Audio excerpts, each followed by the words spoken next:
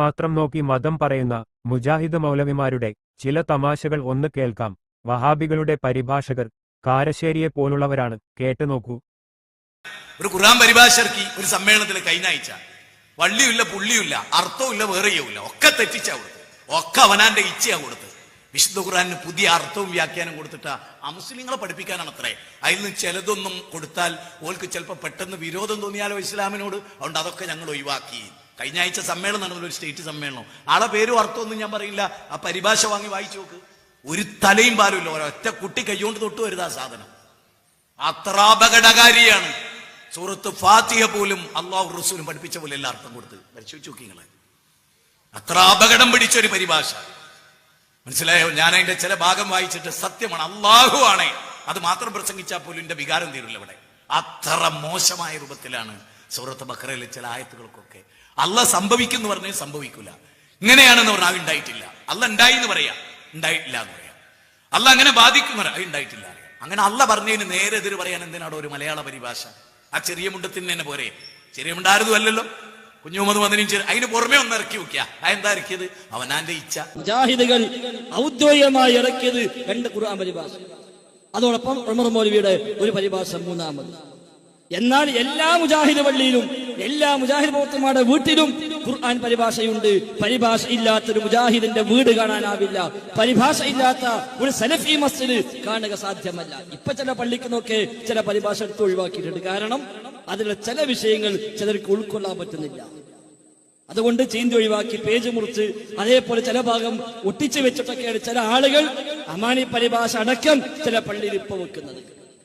അമാനി മൊഴിയുടെ അർത്ഥം ശരിയല്ലാതെ വേറെ ചില മനുഷ്യന്മാര് പറഞ്ഞു. വേറെ ചില ആളുകള് ഷർത്തും ഫർളും പറഞ്ഞ് ഫിത്രയുണ്ടാക്കിയ ആളുകള് അവരിപ്പോ പറഞ്ഞത് അമാനി മൊഴിയുടെ അർത്ഥം ശരിയല്ല ചില സ്ഥലങ്ങളിൽ. എന്താ കാരണം? എന്ന ഉലുൽ അംറിന് സംഘടനാ നേതാക്കന്മാര് പോലും പെടുമെന്ന് അമാനി മൗലവി പച്ചയായി എഴുതി വെച്ചു. അപ്പൊ പറയാം അത് ശരിയല്ല, അമാനി മൗലവിക്ക് തെറ്റുപറ്റിയിട്ടുണ്ട്. ആവട്ടെ, വിഷയം അതല്ല. ഈ മുജാഹിദ് പ്രസ്ഥാനം അമീബ മുറിയും പോലെ മുറിഞ്ഞു ദിവസം ചെറുതായി വരുന്നതും ജനങ്ങളുടെ മുമ്പിൽ അവഹേളിക്കപ്പെടുന്നതും അവഹേളിക്കുന്നതും എന്തുകൊണ്ട് എന്ന് ചോദിച്ചാൽ, കഴിഞ്ഞ 14 വർഷമായിട്ട് ഞാൻ ഇവരോട് പറയുന്നുണ്ട്, നിങ്ങളെ നശിപ്പിച്ചത് നിങ്ങളുടെ കയ്യിലുള്ള ദാസ് ക്യാപിറ്റൽ, കമ്മ്യൂണിസ്റ്റ് പ്രസ്ഥാനത്തിന് എന്താണോ ദാസ് ക്യാപിറ്റൽ എന്നതുപോലെ അല്ല, അതിനേക്കാൾ കൂടുതൽ പരിശുദ്ധ ഖുർആൻ ലൗഹിൽ മഹ്ഫൂദിനേക്കാൾ പരിശുദ്ധമായി നിങ്ങൾ കാണുന്ന നിങ്ങളുടെ ഈ അമാനി മൗലവിന്റെ തഫ്സീർ എന്ന് പറയുന്ന ഈ ചവർ ഗ്രന്ഥമാണ് എന്ന് 14 വർഷമായി ഞാൻ നിങ്ങളോട് പറയുന്നു. ഇന്നതെല്ലാം നിങ്ങൾ അംഗീകരിച്ചുകൊണ്ട് അതിലുള്ള അക്ഷരത്തെറ്റുകളും വാചകങ്ങളിലും അതിന്റെ ഘടനയിലും വന്ന് തകരാറുകൾ തിരുത്താൻ വേണ്ടിയിട്ട് സാധാരണക്കാരായ ആളുകളിലേക്ക് ലെറ്റർ അയച്ചിക്കാണ് നിങ്ങൾ. എന്ത് വേണം ഇതിൽ കൂടുതൽ വലിയ അപഹാസമായ അവസ്ഥ? ആരായിരുന്നു നിങ്ങൾ? ആരാണെന്ന് നിങ്ങളെന്നാണ് വിചാരം? സുബ്ഹാനല്ലാഹ്. അതുകൊണ്ട് ഞാൻ ഇതിന്റെ സ്റ്റാർട്ടിങ്ങിലെ പറഞ്ഞൊരു സംഗതി, ഈ തഫ്സീർ ചവറാണ്, അത് നിങ്ങൾ ഒഴിവാക്കുക. അതുകൊണ്ട് ഇപ്പോൾ അവരെന്ത് ചെയ്യുന്നു, അമാനി മൗലവി തഫ്സീർ റിപ്പയർ കമ്മിറ്റി എന്നും പറഞ്ഞുകൊണ്ടൊരു കമ്മിറ്റി ഉണ്ടാക്കിയിട്ടുണ്ട്. തുറന്ന് പറഞ്ഞുതരാം മക്കളെ, നിങ്ങളെ കൊണ്ട് ഇത് റിപ്പയർ ചെയ്യാൻ കഴിയില്ല. കാരണം വളവ് മോന്തായത്തിനാണ്.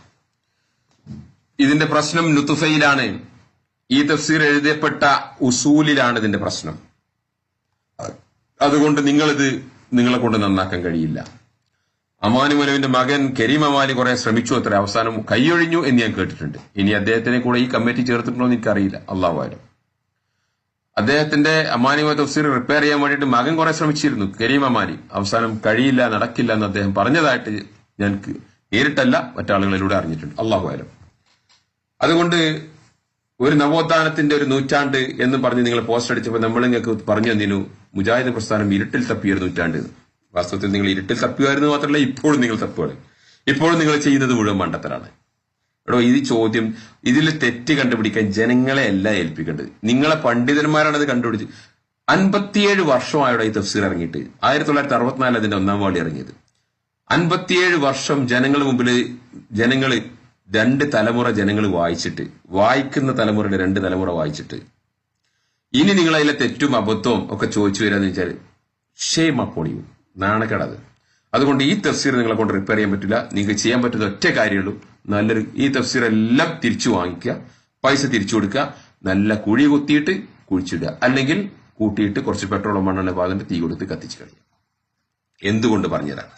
ഈ തഫ്സീർ നിങ്ങളിൽ ഉണ്ടാക്കിയിട്ടുള്ള നിഷ്കളങ്കമായ ഒരു കിബർ നിങ്ങളുടെ എല്ലാവരുടെ മനസ്സിൽ, നിഷ്കളങ്കമായ ഒരു കിബർ.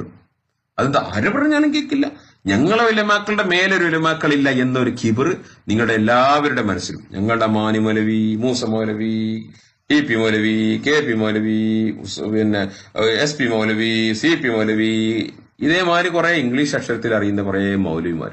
ഇവരൊക്കെ ആരെയാ? ഈ നാട്ടിലുണ്ടായിരുന്ന അറബി മുൻഷികൾ.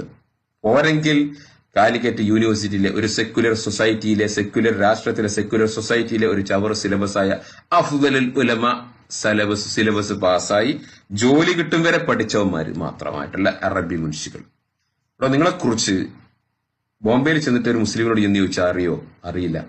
മദ്രാസിൽ അറിയോ? ബാംഗ്ലൂരിൽ അറിയോ? ഒരു മുസ്ലിമിനോട്, അവിടെയുള്ള മുജാഹിദിനോട് അറിയാം, പക്ഷെ അവിടെ ഒരു മുസ്ലിമിനോട് അറിയോ? ഇല്ല. നിങ്ങൾ കേരളത്തിൽ പോലും ഒരു ചുക്കുമല്ല. എന്നിട്ടല്ലേ നിങ്ങൾ ഇന്ത്യയിൽ, എന്നിട്ടല്ലേ നിങ്ങൾ ലോകത്ത്. അതുകൊണ്ട് നിങ്ങളുടെ ഇസ്ലാഹിയത്ത് എന്ന് പറഞ്ഞ കുഫറിന്റെ ബീജം ഉണ്ടല്ലോ, അത് പേറി നിങ്ങൾ സ്വയം കിബർ നണിഞ്ഞ് നിങ്ങളുടെ എന്താ പറയാ, നിങ്ങളുടെ ചൊൽപ്പടിയിൽ നിൽക്കുന്ന ചെരുപ്പ് നക്കികളായിട്ടുള്ള ആളുകളെ മുന്നിൽ നിർത്തിക്കൊണ്ട് അവരെ മുമ്പിൽ നിങ്ങൾ ഇങ്ങനെ പണ്ഡിതന്മാരായി ചമഞ്ഞ് അവരെ മുന്നിലേക്ക് നിങ്ങൾ വലിയ ആലിമ്യങ്ങളാണ്, വലിയ സംഭവം ഇട്ടുകൊടുത്ത് നിങ്ങൾ ചമഞ്ഞ് നടക്കരുത്. നിങ്ങൾ പഠിച്ച സുല്ലമി, സലാഹി, മദനി, സലഫി എന്നൊക്കെ പറഞ്ഞ ചവറ് സിലബസ് ഉണ്ടല്ലോ, ഇതൊന്നും യുവതലമുറന് മുമ്പിൽ വില പോവില്ല. മുജാഹിദിന്റെ പ്രധാനപ്പെട്ട ഒരു നേതാവായിരുന്നു നിലമ്പൂരിലെ ഡോക്ടർ M. ഉസ്മാൻ.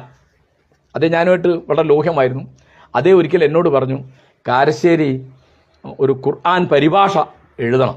ഞാൻ പറഞ്ഞു എനിക്ക് അറബി അറിയില്ല, ഞാൻ മതവും പഠിച്ചിട്ടില്ല, എന്താണ് ഡോക്ടർ ഈ പറയുന്നതെന്ന് ചോദിച്ചാൽ അദ്ദേഹത്തെ ഡോക്ടർ എന്നാണ് വിളിച്ചിരുന്നത്. അപ്പോൾ എന്നോട് പറഞ്ഞു അതൊക്കെ അത്ര മതി, നിങ്ങൾ അത് മനുഷ്യന് വായിക്കാവുന്ന നല്ല മലയാളത്തിൽ എഴുതിയാൽ മതി, അത് നിങ്ങൾ ചെയ്യണമെന്ന് പറഞ്ഞു. ഞാൻ നോക്കാമെന്ന് പറഞ്ഞു. ഇത് കഴിഞ്ഞിട്ട് പിന്നെ ജമാഅത്തെ ഇസ്ലാമിയുടെ പ്രധാനപ്പെട്ട ഒരു പണ്ഡിതനും പ്രഭാഷകനുമാണ് ഷെയ്ഖ് മുഹമ്മദ് കാരക്കുന്ന്. ഞങ്ങൾ സുഹൃത്തുക്കളാണ്. ഷെയ്ഖ് മുഹമ്മദ് കാരക്കുന്ന് 2 or 3 വട്ടം എന്നോട് പറഞ്ഞിട്ടുണ്ട്, കാരശ്ശേരി ഞാനും നിങ്ങളും കൂടി ഇരുന്നാൽ നമുക്ക് നല്ലൊരു ഖുർആൻ പരിഭാഷ മലയാളത്തിൽ ഉണ്ടാക്കാം.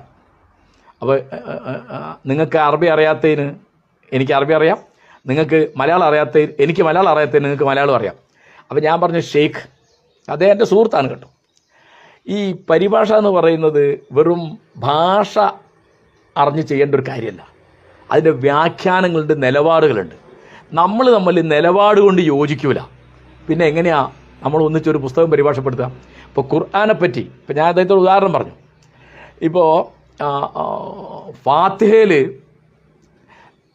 നിന്നെ മാത്രം ഞങ്ങൾ ആരാധിക്കുന്നു എന്നുള്ള ഒരു പ്രയോഗം, ഇയ്യാക്ക നഅ്ബുദു എന്നുള്ള പ്രയോഗം, ആരാധനയിൽ എന്തൊക്കെ വരും എന്നുള്ളതിനെ പറ്റിയാണ് ഒരു തർക്കം. അപ്പം ഉമർ മൗലവിയും ജമാഅത്ത് തമ്മിലുള്ള പ്രധാനപ്പെട്ട തർക്കതാണ്. അത് ആചാരാനുഷ്ഠാനങ്ങൾ മാത്രമല്ല, എല്ലാ തരത്തിലുള്ള കീഴൊതുങ്ങലും അതിൽ വരും, അതിൽ ഭരണം കൂടി അതിൽ ഉൾപ്പെട്ടതാണ് എന്നൊരു നിലപാടുണ്ട് ജമാഅത്ത് ഇസ്ലാമിക്കാർക്ക്. ആ നിലപാടിൻ്റെ ഒരു പ്രധാനപ്പെട്ട പ്രചാരകനാണ് ഷെയ്ഖ് മുഹമ്മദ് കാരക്കുന്ന്. അപ്പോൾ ഞാൻ അദ്ദേഹത്തോട് വളരെ സ്നേഹപൂർവ്വം എന്നോട് കാണിച്ച പരിഗണനയ്ക്ക് നന്ദി, നമ്മൾ ഒന്നിച്ച് ചെയ്യാൻ പറ്റില്ല ഷെയ്ഖ് എന്ന് പറഞ്ഞു.